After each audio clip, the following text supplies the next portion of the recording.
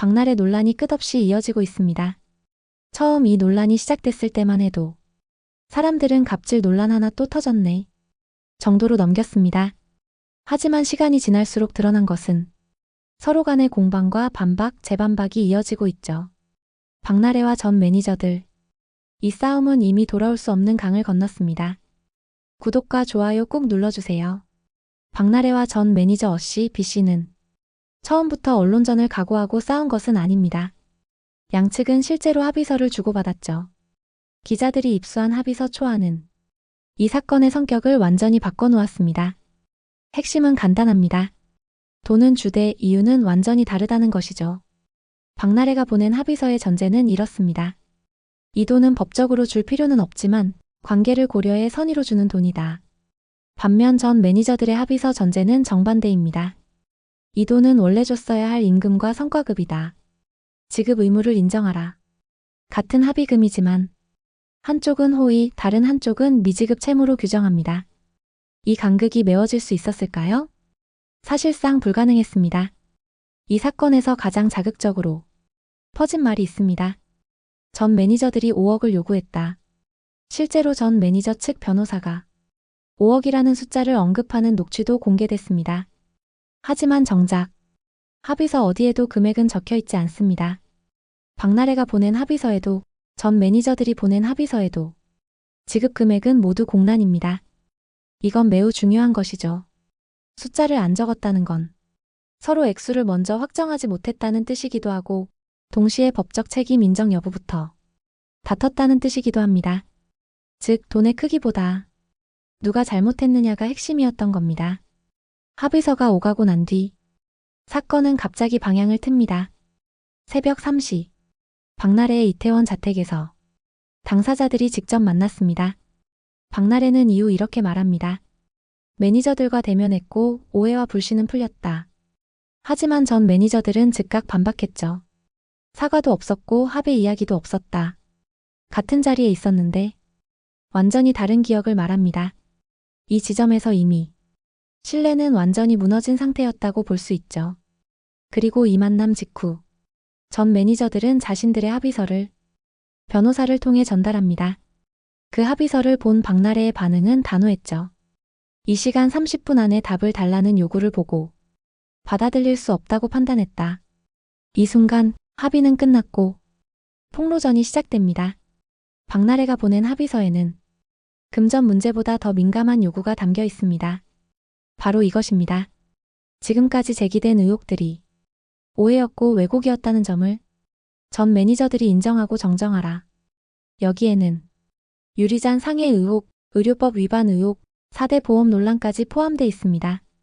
특히 유리잔을 던진 것이 아니라 정리 도중 다친 것이라는 문구는 상해 진단서를 제출한 어씨 입장에서는 도저히 받아들일 수 없는 조건이었습니다. 이건 단순한 정정이 아니라 사실관계의 전면 부정이기 때문이죠. 전 매니저들의 합의서는 박나래 합의서와 정확히 반대입니다. 그들은 박나래가 했던 주장들, 예를 들면 횡령 의혹, 공갈미수 주장, 의료행위 협박 주장 등을 모두 허위로 규정합니다. 그리고 이렇게 요구했죠. 이 모든 주장이 사실이 아님을 공식적으로 공표하라. 여기서 주목할 점은 전 매니저 합의서에는 위약금 대상이 당사자 전원이라는 점입니다. 즉, 박나래도 침묵 의무를 진다는 구조이죠. 반면 박나래 합의서는 위약금 대상이 전 매니저들로만 한정돼 있습니다. 위약금 규모는 무려 각각 10억 원에 달하죠. 이 조건에서 합의가 성립될 수 있었을까요? 이 사건의 판을 흔든 건 박나래의 한 인터뷰였습니다. 그는 인터뷰에서 대리 처방을 2차례 부탁한 적이 있다고 직접 인정합니다. 이 한 문장은 전 매니저들의 주장에 현실적인 무게를 실어줍니다. 의료법 위반 여부는 수사기관 판단 사항이지만 적어도 완전한 허위는 아니라는 정황이 된 것입니다. 이 시점부터 박나래가 왜 합의를 시도했는지, 왜 수면 아래에서 끝내려 했는지가 설명되기 시작합니다. 여기에 불을 지핀 것이 전 남자친구 관련 의혹이죠. 전 매니저 측은 박나래 전 남자친구가 직원으로 위장 등재됐고 회사 돈이 사용됐다고 주장합니다. 박나래는 이에 대해 실제 업무를 했다고 반박했지만 논란은 여기서 끝나지 않았죠. 전 매니저 씨는 박나래가 동료 연예인, 특히 소속사 관련 인물들이 약점을 확보하라고 지시했다고 주장합니다. 그리고 녹취가 존재한다고 말했죠.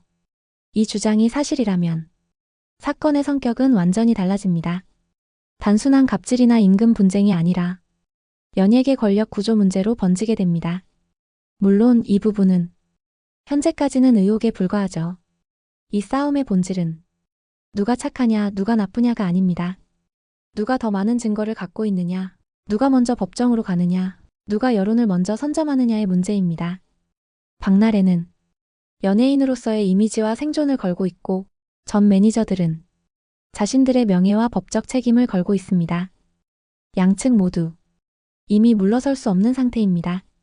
지금 시점에서 누가 진실을 말하고 있는지는 아무도 단정할 수 없습니다. 합의서는 서로의 주장을 보여주는 자료일 뿐 진실을 증명하지는 않습니다. 이 사건의 결론은 언론이 아니라 수사기관과 법원이 내리게 될 것입니다. 다만 분명한 것은 하나입니다. 이 사건은 아직 끝나지 않았고 앞으로 더 많은 이야기가 나올 가능성이 높다는 점입니다.